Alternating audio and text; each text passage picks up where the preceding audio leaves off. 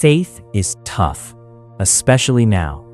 Maybe you've prayed and felt nothing. Maybe you've opened the Bible and thought, I don't get any of this. Maybe you've asked questions nobody around you seems willing to answer. And maybe deep down you're wondering, am I talking to nobody? Is God even real? Am I just trying to convince myself of something?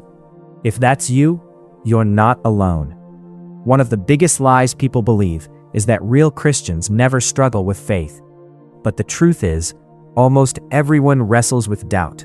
And honestly, if we never wrestle with it, we probably aren't taking it seriously enough. But here's the important question. If you knew God was real, if Jesus was standing right beside you right now, would you trust him? Most people would say yes instantly. And that's what faith really is. Faith is the journey from wanting proof to learning to trust a person. And this is where most people misunderstand faith. Faith isn't just a feeling. It's not maybe, we'll see, I'm kind of spiritual. Faith is a decision, a concrete yes, like saying I do. And that choice isn't based only on emotions or trends or trying to force yourself to believe something blindly. It's based on trust. Do I trust this person or not? But here's the hard part. We can't get there alone. Jesus said no one comes to him unless the Father draws them, meaning faith itself is helped by God. Christians call this grace. Grace is God reaching toward us before we ever reach toward him. It's like our minds are tiny candles trying to understand the sun. Without God helping us, we'll never fully see him. But grace is constantly being offered. The question is, are we open to receiving it? Because we can ignore it, block it, distract ourselves from it. So if we want stronger faith, we have to open ourselves. Think about those emotional adoption videos online. A child thinks it's just another birthday, and suddenly they discover they've been chosen by a family. At first there's confusion, then realization, then tears, then that moment where they run into their new father's arms and never want to let go. That's a picture of what faith is supposed to become. Christianity says that through God, you are not abandoned. You are adopted. You are wanted. Imagine hearing God say directly to you, "You are my beloved son. You are my beloved daughter. I'm pleased with you." Not because you're perfect, not because you earned it, but because he loves you. And real faith begins when we slowly start believing that love is actually real. Not just intellectually, personally. Faith doesn't grow overnight. It grows through connection. Think of it like staying spiritually alive. And there are 3 simple habits that strengthen faith every day. First, spend time with God's words. Not as homework, not as religious duty, but as if you're sitting with someone who wants to teach you. Read a small piece of scripture, even a paragraph. Then pause and ask, God, what are you trying to show me today? Sometimes one sentence will suddenly stand out. That may be exactly what you needed. Second, pray differently. Prayer isn't always talking. Sometimes prayer is simply sitting still.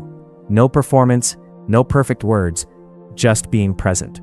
Most people quit prayer because they expect instant feelings or emotional experiences. But faith isn't built on emotional highs. Sometimes the strongest prayer is simply staying there, even when you feel nothing. And third, reflect at night. At the end of the day, ask, where did I act with love today? Where did I fail? What can I do better tomorrow? Not in a self-hating way, but honestly. Growth starts with honesty. Now imagine spiritual life like arteries carrying life through the body. Sin clogs them. Bitterness, pride, hatred, addiction, dishonesty. These things slowly disconnect us from peace and from God. But here's the good news. God's mercy is bigger than your failure. Always. Think about the prodigal son. He wasted everything, ran away, destroyed his life. But the moment he returned home, the Father ran toward him. That's the heart of God. Not waiting to destroy you, waiting for you to come home. And here's something important about doubt. Sometimes doubt is intellectual. Questions about science, history, suffering, the Bible. And those questions matter. Don't ignore them. Study them. Search deeply. But sometimes doubt is spiritual. Fear, temptation, constant thoughts whispering, what if none of this is real? And the closer someone gets to real faith, the stronger those attacks can become. But doubt itself doesn't mean you're failing. Even people with deep faith struggle. The key is refusing to quit. And this might be the most important part of all. Faith is not a feeling. Feelings change constantly. Some days you feel inspired, some days empty, some days anxious. If faith depended on emotions, nobody would survive spiritually. Even people like Mother Teresa went through long periods where they felt absolutely nothing emotionally. And yet, she kept serving. Why? Because faith is deeper than feelings. Real faith says, I don't feel you right now, God, but I still trust you. That is powerful faith, not emotional hype, not goosebumps, trust. And eventually, faith becomes a decision, not, I'm still not sure, but I trust him. I trust that God hears me. I trust that he hasn't abandoned me. I trust that his presence is real, even when I don't feel it. Faith isn't seeing first. Faith is trusting first. And maybe today, that tiny step of trust is where your journey begins. Because faith is ultimately built on one question. Do I trust this person or not? And that changes everything.